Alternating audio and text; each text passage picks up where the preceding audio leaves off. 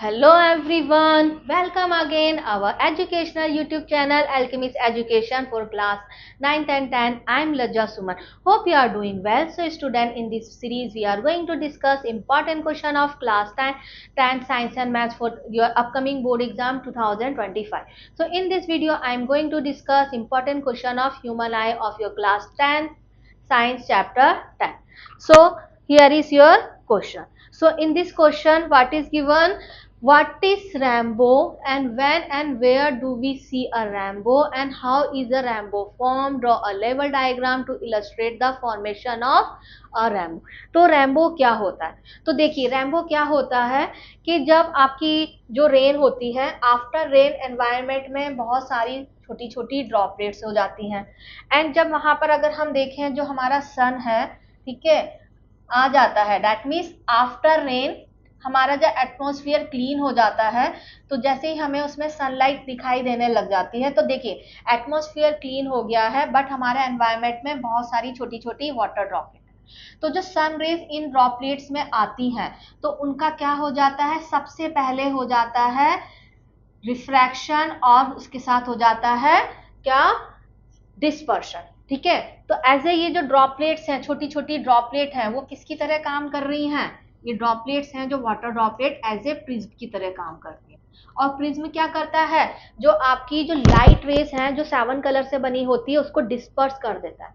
तो यहाँ पर फर्स्ट फिनोमिना क्या हुआ, यहाँ पर आपका एक तो रिफ्रैक्शन हुआ, रिफ्रैक्शन दैट मीन्स जो लाइट रे है फर्स्ट मीडिया से सेकंड मीडिया में गई, देन जो लाइट है वो क्या हो गई है, यहाँ पर डिस्पर्स हो गई है, डिस्पर्स हो गई है, दैट मीन्स 7 कलर है वो आपस में ब्रेकआउट हो गए। देन उसके बाद क्या होता है, इंटरनल रिफ्लेक्शन होता है, क्या होता है, इंटरनल रिफ्लेक्शन होता है।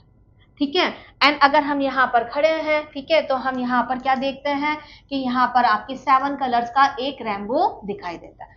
तो जो रेनबो होता है क्या होता है, ये आपका एटमॉस्फेयर आपका एक नेचुरल फिनोमिना होता है। इसके अंदर क्या होता है, refraction, dispersion and internal reflection होता है, इससे हमारा रेनबो फॉर्म होता है। Then when and where do we see rainbow, तो हम कब देखेंगे ये, आफ्टर रेन। आफ्टर रेन कब देखेंगे, जब आफ्टर रेन एटमॉस्फेयर पूरा क्लीन हो जाएगा एंड जो सन है आपका वापस से आसमान में आ जाएगा और उसकी रेस कहां पर जाएंगी, ड्रॉपलेट्स में जाएंगी। तो ये हमेशा कब शो होगा, आफ्टर रेन शो होगा।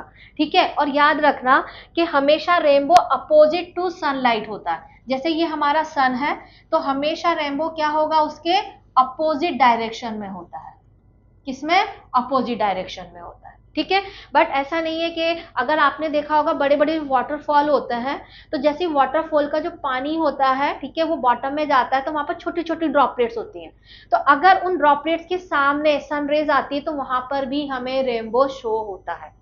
ठीक है, वो आपका वो कौन सा रेनबो होता है, वो आपका वाटरफॉल वाला होता है, या कहीं पर भी अगर हम देखें पानी की ड्रॉपलेट्स होंगी तो वहां पर भी शो होता है। अगर हम ये रेनी रेनबो की बात करते हैं तो आफ्टर रेन ही ये शो होता है, जब आसमान में वापस से सूरज चमकने लगता है।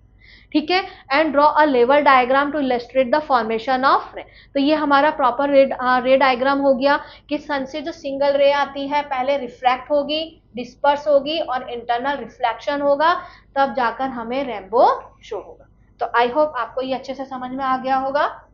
चलिए, तो rainbow is a natural spectrum form in a sky after rain shower due to dispersion of light caused by the suspended water droplet in a atmosphere. ठीक है, तो ये आपका पूरा आंसर हो गया कि rainbow is a natural spectrum form in a sky after rain shower due to dispersion of light caused by the suspended water drop in a atmosphere. And ये आपका रे डायग्राम हो गया। यहाँ पर क्या हो रहा है, यहाँ पर आपका रिफ्रैक्शन, डिस्पर्शन एंड आपका इंटरनल रिफ्लेक्शन हो रहा है। ठीक है, चलिए, सो अब नेक्स्ट क्वेश्चन लेते हैं। ठीक है, explain with the help of diagram how we are able to observe the sunrise about 2 minute before the sun get above the horizon. That means जैसे आपने नोटिस किया होगा मॉर्निंग टाइम है, ठीक है, एकदम कभी आप जल्दी जग जाते हो तो आपको सन दिखाई देता तो एकदम रेड कलर का दिखाई देता है। देन आफ्टर 2 मिनट उसी जगह पर वही सन आपको ब्राइट कलर का दिखाई देता है, ठीक है। तो ऐसा क्यों होता है? क्योंकि एक्चुअल में क्या होता है, जो पहले हमें सन रेड कलर का दिखाई दे रहा है वो एक्चुअल सन नहीं होता, वो सन की इमेज होती है। क्या होती है? इमेज। अब वो कैसे होती है तो देखिए, अगर हम यहाँ पर बात करें, ये हमारी क्या है? अर्थ है, ठीक है। अब अर्थ के ऊपर हमें पता है क्या है? हमारा एटमॉस्फेयर है, ठीक है। जो एटमॉस्फेयर है, ठीक है, वो कैसा होता है?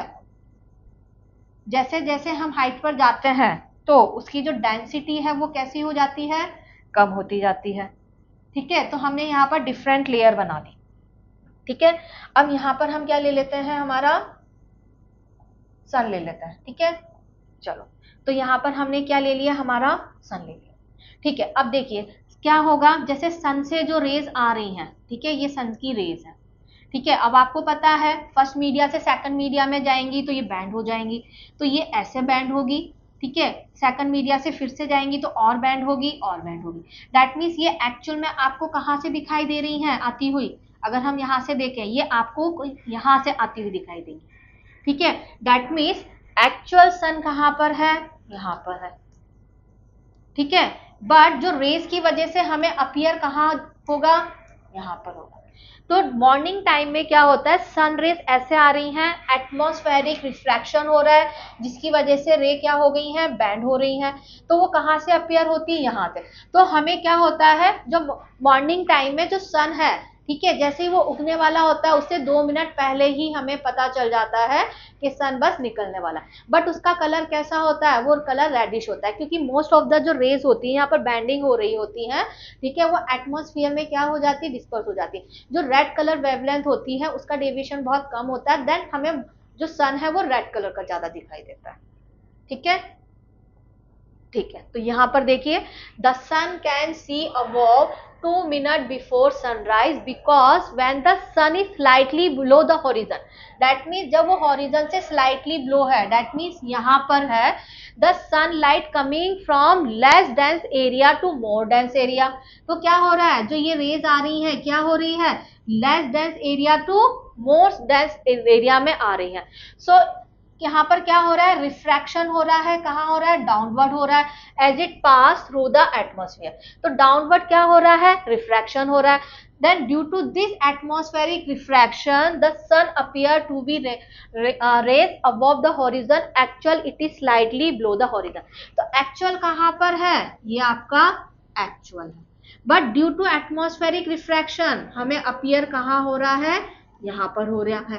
कैसा होता है? दैट मीन्स जो हॉरिजन से थोड़ा सा नीचे होता है, जो रेस आ रही है वो बैंड हो गई है, तो हमें अपीयर होती है ऊपर से आती है, ठीक है। तो हमें सन अपीयर होता है, दैट मीन्स 2 मिनट पहले ही हमें सन दिखाई देने लग जाता है।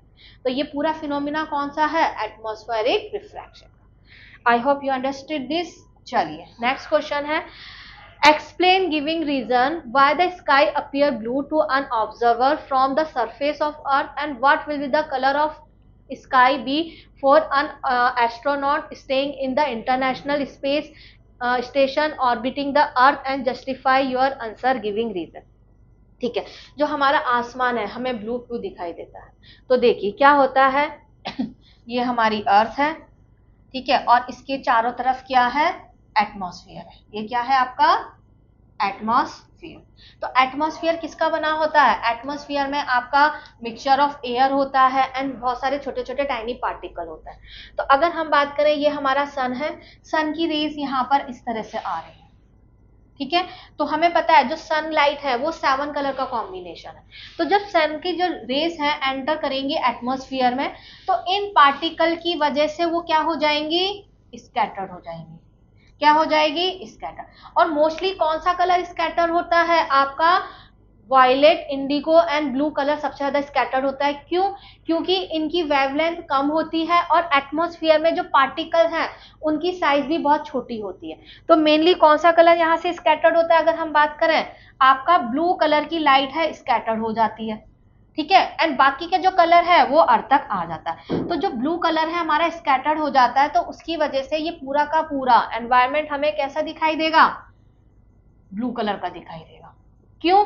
क्योंकि जो लाइट का जो ब्लू कलर है उसकी वेवलेंथ कम है, और वो किसके इक्वल है, जो इस एटमॉस्फेयर के जो पार्टिकल्स है उसके इक्वल है। तो जो ब्लू कलर है अपनी साइज के पार्टिकल से स्कैटर्ड हो जाता है, और उसकी वजह से हमें एटमॉस्फेयर दिखाई देने लगता है। कैसा? लेकिन अगर कोई एस्ट्रोनॉट है, ठीक है, और वो कहाँ पर है, स्पेस में है, और वो अर्थ को देखेगा तो उसे अर्थ कैसा दिखेगा, blue.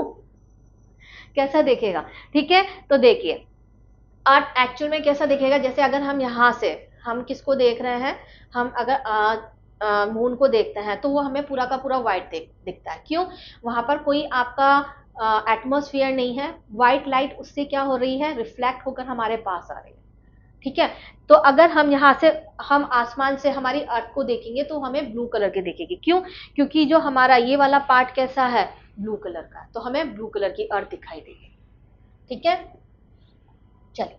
So the fine particle in the atmosphere scatter light of shorter wavelength, mainly blue color, more strongly than the light of longer wavelength, red color. Therefore, the sky appear blue from the surface of the earth. ठीक है, and for an astronaut the sky would appear dark, ठीक है, because it space there is no atmospheric for the scattering light। ठीक है, तो देखिए यहाँ पर एक्चुअल में थोड़ी सी मिस्टेक हो गई है। जो एस्ट्रोनॉट है, ठीक है, उसको एक्चुअल में अपना जो एटमॉस्फेयर दैट मीन्स स्पेस है वो कौन से कलर का दिखाई देगा, वो पूछा था, ना कि अर्थ किस कलर की दिखाई देगी। अर्थ तो ब्लू कलर की दिखाई देगी, बट जो आपका एस्ट्रोनॉट है उसको जो स्पेस है वो ब्लैक कलर का दिखाई देगा। ब्लैक कलर का क्यों दिखाई देगा? क्योंकि स्पेस के अंदर कोई भी मीडियम नहीं है, ठीक है, तो कोई भी लाइट की स्कैटरिंग नहीं हो रही है, तो जो स्पेस है वो कैसा कलर का दिखाई देगा, ब्लू, आपका डार्क कलर का दिखाई देगा। कैसा अपीयर होगा, डार्क, क्योंकि वहां पर कोई भी एटमॉस्फेयर नहीं है, इसलिए वो कैसा दिखाई देगा, एटमॉस्फेयर नहीं है तो स्कैटरिंग ऑफ लाइट भी नहीं होगा, तो वो कैसा होगा, डार्क कलर का दिखाई देगा। तो student, I hope you like this video. If you like our channel, please like, share and subscribe our channel, and also share this channel with your friends who are studying in class 10 for your upcoming board exam. Then thank you.